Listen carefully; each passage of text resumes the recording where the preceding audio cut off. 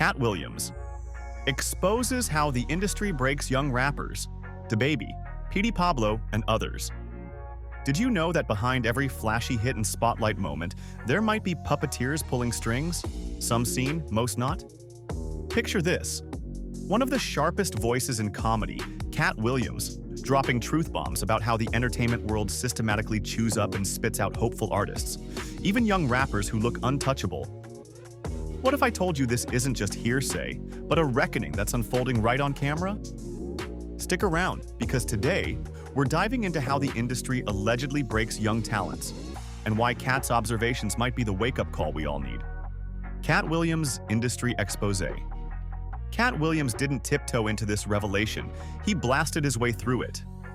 In a high-impact appearance on Club Shay Shay, he laid bare the mechanics of the entertainment world, naming names like Steve Harvey, Cedric the Entertainer, and Kevin Hart, while calling out what he viewed as plants in comedy who weren't forced to earn their stripes.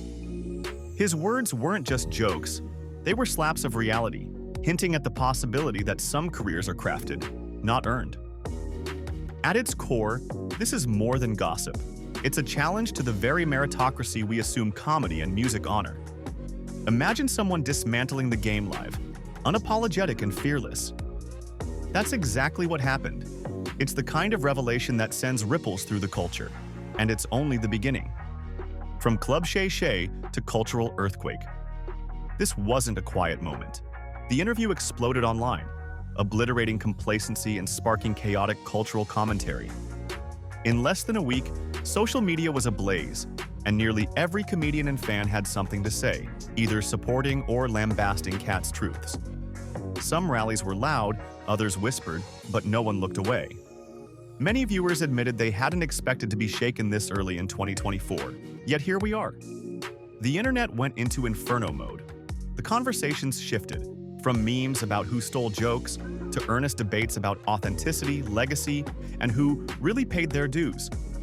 What's striking is that it all happened because one man blew the lid off with his voice and conviction. Diddy, Baby Oil, and the comedy of contradiction. And then there was Diddy.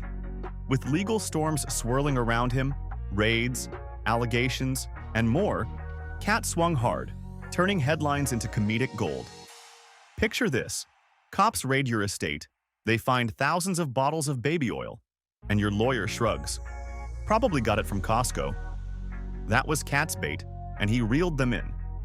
It ain't that damn many ashy asses in the world, he quipped, mocking the absurdity and injecting self-deprecating flair about his own eczema to drive the point home.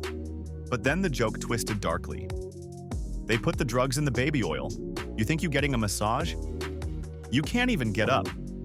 It was relentless, raw, and bold.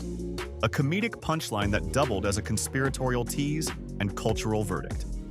Why it matters, especially for young rappers. Let's tie this back to the rappers, DaBaby, Petey Pablo, and others. Their rise often felt meteoric. One day underground, the next they're selling out stadiums. But behind that rapid ascent, what if contracts were disguised chains and access came at the price of artistic or personal compromise?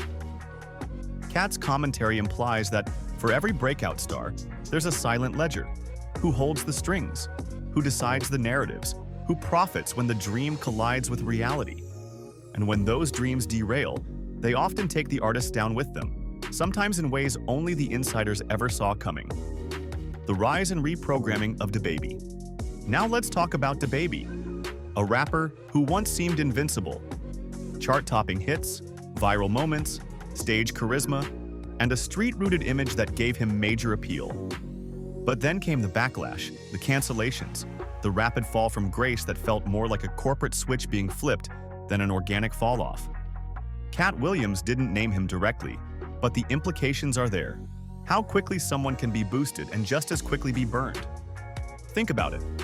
One moment, he's headlining every festival, and the next, he's uninvited from the table. It's not always about what the artist did, it's often about who controls the narrative. When your rise is manufactured, your fall can be too. Petey Pablo and the Forgotten Blueprints. Now rewind to a different era. Petey Pablo. Raise Up had the South going crazy, spinning shirts like helicopters. But then what? Why does someone with that much raw cultural presence just vanish from mainstream visibility? Katt's industry critique doesn't spare veterans either. It forces us to look back at artists like Petey and ask, was the machine ever behind him fully? Or was he just another cog until the next hot thing arrived? There's a pattern, cosign, overexposure, a sudden silence. And in that silence, there's usually a deeper story. Some artists fade because of personal choices.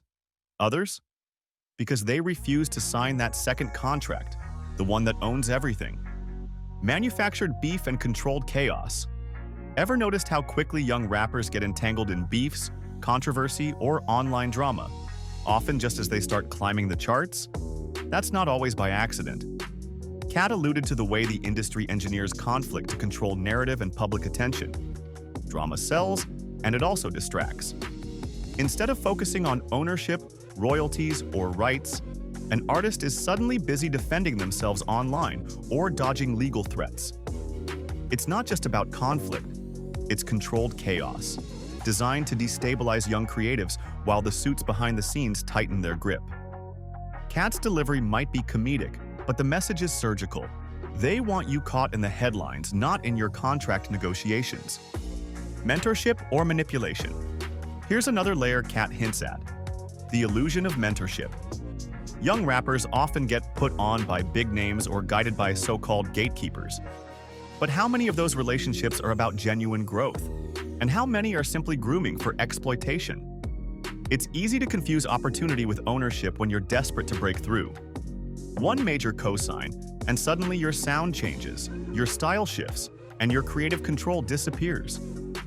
Katt calls out the way the machine loves obedient, malleable artists. They don't want you to think. They want you to produce, promote, perform, and perish when you stop profiting. His warning is simple. If your mentor owns your masters, are they really mentoring you? Or just feeding off your future? Redefining success.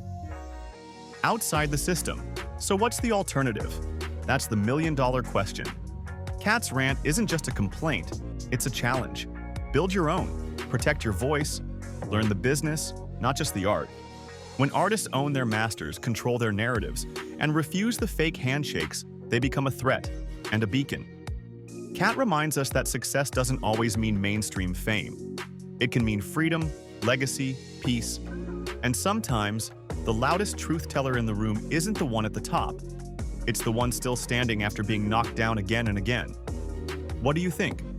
Have you ever sensed odd shapes behind an artist's rise? Drop your thoughts in the comments. Who needs calling out next? If this expose shook your perspective or made you question the system, smash that like button.